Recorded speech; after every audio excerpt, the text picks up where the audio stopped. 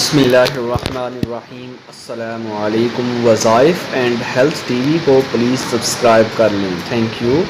4000 نیکیاں اور 4000 گناہ معاف کروانے ہیں تو صرف یہ پڑھنا کیا ہے؟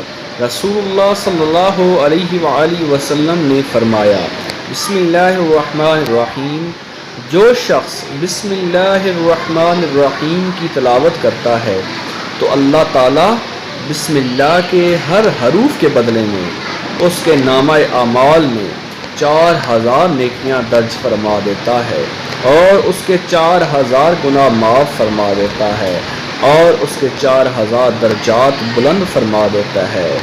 ماشاءاللہ، اللہ تعالی ہمیں بسم اللہ الرحمن الرحیم معمول سے روزانہ بار بار پڑھنے کی توفیق عطا فرمائے۔ آمین ثم آمین یا رب العالمین۔